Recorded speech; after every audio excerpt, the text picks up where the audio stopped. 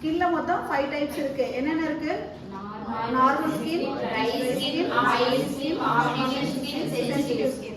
pH level வந்து 4.2 ல இருந்து 5.6 வரைக்கும் இருக்கணும். pH லெவல் அப்படினாக்கா பொட்டன்ஷியல் ஆஃப் ஹைட்ரஜன். சோ இது கரெக்டா இருந்துச்சுன்னா நமக்கு ஃபேஷியல்ஸ் எதுவுமே தேவையில்லை. ஒரு க்ளீன் அப்போ அல்லது மந்த்லி ஒன்ஸ் அவங்க ஒரு ரிலாக்ஸேஷனுக்காக ஒரு ஃபேஷியல் எடுத்துக்கிட்டா மட்டும் போதும்.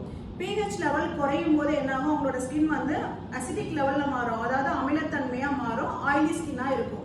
ஓகே, pH லெவல் அதிகமாகும் போது என்னாகும்? உங்களோட ஸ்கின் அல்கலைன் லெவல்ல மாறும், அதாவது காரத்தன்மைன்னு சொல்லுவாங்க. இது வந்து ட்ரை ஸ்கின்னு சொல்லுவாங்க. ஓகே, இதே மாதிரி நீங்க ஆயிலி ஸ்கின்க்கு போற ப்ராடக்ட்டை நீங்க வந்து ட்ரை ஸ்கின்க்கு போடலாமா? போடக்கூடாது. ட்ரை ஸ்கின்க்கு போடுற ப்ராடக்ட்டை நீங்க சென்சிட்டிவ் ஸ்கின்க்கு போடலாமா? போடக்கூடாது. இப்ப நிறைய பார்லர்ல என்ன பண்றாங்க, ஒரு 5-6 ஃபேஷியல் கிட் தான் வச்சிருப்பாங்க. நீ போனாலும் அதே கிட்ட, அவங்க போனாலும் அதே கிட்ட, நான் என்ன கேட்கறேன்னா எனக்கும் அதே கிட்ட. எனக்கு ஒரு கோல்டன் ஃபேஷியல் பண்ணனா அதே பண்ணுவாங்க. ட்ரை ஸ்கின் வந்து எனக்கு ஒரு கோல்டன் ஃபேஷியல் பண்ணனா அதே பண்ணுவாங்க.